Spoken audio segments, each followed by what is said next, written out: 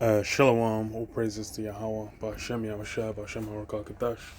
Double honors to the elders and apostles of Great Millstone, the rule wall, and Shalom to the brothers doing the work of certain truth. Yeah, we got this article on the news talking about, Davos and, they get together, the WEF, the World Economic Forum, where you'll have, basically global leaders coming together. And this is one of those councils that's kept, by those in prominent positions within Esau's rulership. Essentially on, how they conduct rule on a global scale, and essentially how they're gonna build themselves up, man. And what what they're looking to set up, what they're looking to establish. And yeah, we'll see, because it's like with the big thing you had pushed that you've been seeing, manifest, has been the Great Reset, where this was mentioned like at the start of the pandemic, the lockdowns and whatnot. They mentioned like the Great Reset, basically saying like this is an opportunity to kind of reset how people deal with the planet and whatnot. And then, that obviously lines up with the Georgia Guidestones, where you had it mentioned what maintain humanity under 500 million, which, in harmony with the environment is what they wrote. But then you have to, meditate for that. That obviously means that a bunch of people can't be on the scene anymore, for those numbers to come together. Says as the WEF in Davos, Switzerland, finds itself navigating troubled waters along the affluent symbol of a globalizing world, where the assumption was that more trade would bring more freedom. It now confronts international fracture, ascendant nationalism, and grand protectionism under the shadow of war in Europe and sharp tensions between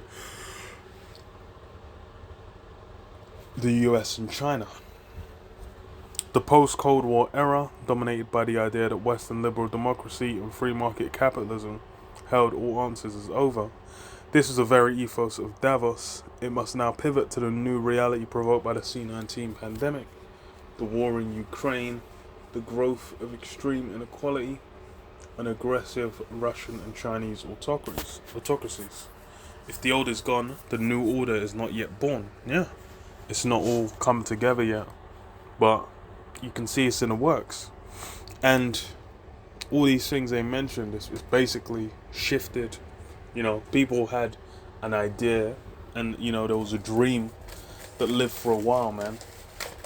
Post World War II, there was a dream, and it was running for a minute. But now what?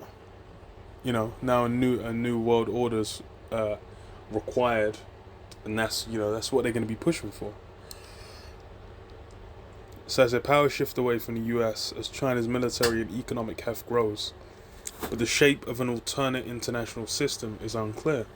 One measure of the world's transformed is that, okay, let me skip this because it's fucking boring. To what? It's not the main point I want to get into. So it says, to what degree is the world deglobalizing as the threat to supply chains has become evident through C-19 and war? Is it possible to end the trench warfare in Europe that has already taken tens of thousands of Ukrainian and Russian lives and led to talk, far-fetched but insistent, of possible nuclear Armageddon, a word used by Joe Biden last year? Yeah. So as far as with what's going down, it's all escalating, and that's the thing is the new system is the solution to all this chaos, which is things that have been spoken about, and now we're seeing it manifest. Now we're seeing these guys in Davos come together. They're sitting down, they're trying to put together that solution, and as far as dealing with prophecies, we can see what the solution's going to be already. they're going to bring in a beast system. They're going to bring in that mark. And they're basically going to establish a new state of rule that will essentially soothe all these ills. It says, if the conflict in Ukraine persists through 2023, as now appears plausible, how can a war-induced, it's going to have its anniversary next month, the war, so it'll be a year going next month. As now appears plausible, how can a war-induced global recession be avoided as investment curtailing uncertainty persists and prices soar? Yeah, essentially, like, a recession is it's already in the midst, but then it's because as far as it's with, the average fucking Joe, with the average Susan, they're the price of everything's gone up, price of fuel's gone up, price of food's gone up, price of travel, amenities have gone up, water's gone up, gas, electricity, these things have all gone up to where it's like your money ain't going as far, and wages are staying the same. This is why we've had over here in London, it's been, or in the UK in general, like National Rail, TfL, the transport, like trains, and what else is it? The nurses as well, and there was something else that've been striking non-stop because they've been on pay freezes, or they've been getting like fucking non-sustainable levels of pay rises for a hot minute. So they're at the point where it's like now they have to strike, they have to kick up a fuss because they want to get their money. And it's like Rishi Sunak saying, nah fam, ex-chancellor, so he already weren't giving you guys your money. So we'll have to see how far it goes, because it's like, I think every strike, it's like billions of pounds gets lost to be made in London. Well, just say in the UK in general. So it's like people are getting fucked over. And it's funny because it's like, having worked in the midst of this, that shit is noticeable as hell. When you see like the difference between a day when everything's running as it should, and when it's all gone to like it's all the strikes that happen, like there ain't no money to be made. So it's like this, as far as for the chaos, the desire for a solution, that is gonna continue to rise. And that's, I can see very easily people are going to fall into, that mark, that new system as these things occur. So it says, there's some issues that will confront the assembled crowd. China is sending a vice premier. Even that, so, China and America, and maybe, Zelensky's coming, who the fuck knows. But it says what they will talk and they will exhort, but Davos is about bringing people together, at least a certain class of people. And for now, divisive pressures are strong. The politics of recent years have been dominated by nationalist revolts against elites by the very people Davos overlooked. From the American heartland to what the French call the periphery. Yeah. Because it's funny they said it's like, it is about bringing together that certain class of people. It ain't about bringing together no fucking peons, no peasants, no low bodies, no low down on the pecking order lot. It's about bringing together the elites and them bringing forth their agendas, their desires for rule and control, and that's what you see it manifest. Which is why you have the quote, "You'll own nothing and you'll be happy." Which people are hearing that and it's like, what the fuck?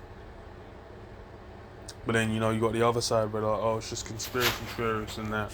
But hey, wait and see. It says there have been other surprises. The Ukraine war has compounded the food insecurity. The climate change, the food insecurity, the climate change should already induce across Africa and elsewhere. Many Africans are tired of Western promises of aid. The scramble in Europe for new sources of energy to replace Russian oil and gas in societies under acute economic pressures does not always favour expensive renewables or the conversion to environmental capitalism that so many business leaders in Davos have publicly embraced. Yeah. So it's not just one issue and it's not just in one place. It's globally being felt. It's all these impacts are cascading across each other on a global scale. Which, man, it's fucked. It's fucked. Yeah. But, it's all about what? Establishing that new order, man. That new order of the ages. That's what these men are basically going to utilize all these crises, all this stress, all this conflict, People are going to be clamoring for, salvation from it. And that's what they'll take on, whatever that new system manifests as, utilizing that mark. They'll just jump in and straight up deal with it, man. So this is what Psalm 64:1. It says, "Hear my voice, O Most High, in my prayer. Preserve my life from the fear of the enemy. Hide me from the secret counsel of the wicked, which from the insurrection of the workers of iniquity, who whet their tongue like swords and bend their bows to shoot their arrows, even bitter words." Yeah, the arrow. These guys are coming together and they're, sending out ammunition, through their policies and whatnot, but they're looking to do harm for their greater end, man. They're thinking about what they desire, what they're looking to gain and attain at the end of it. It says that they may shoot in secret at the perfect. Suddenly do they shoot at him and fear not. They encourage themselves in an evil manner. They commune of laying snares privately. They say, who shall see them? They search out iniquities. They accomplish a diligent search. Both the inward thought of every one of them and the heart is deep. So yeah, these guys are coming together. They're scheming. They're putting all their wealth and so-called wisdom into what? Into bringing about their plans, what they desire. They're seeking to lock down their control of the people and their influence over the people to make it something that will never falter. And that all ties up in that mark, man. This is what? Revelation 13:16. He causeth all, both small and great, rich and poor, free and bond, to receive a mark in their right hand or in their foreheads. Yeah, so everyone's gonna have to, whatever strata of society you're in, whether you're on the bottom, the middle, or the top, they're all gonna have to comply. They're gonna have to get that mark. And that no man might buy or sell, save he that had the mark, or the name of the beast, or the number of his name. Yeah, so for you to function in society, for you to buy or sell, you're going to have to be using the system that comes with that mark, whether you like it or not. And that's where this is all pushing. They're talking and saying, what's the new order? The old order's failed. These guys are coming together. They're trying to find a solution. It's like it can't just keep going as is. It's going to crumble. What's the solution? And that's the mindset of how people are going to be looking at this thing. How's it going to manifest? And hey, it's going to come to that mark and everyone's going to jump on it, man. They're going to be like, yay, cheering, celebrating. Like, finally, we've managed, we did it. We found the solution. Everything, everything's going to be okay now. But, it ain't going to be how it actually manifests, man. Funny enough. So yeah, I'll leave it there. Shalom. Shalom.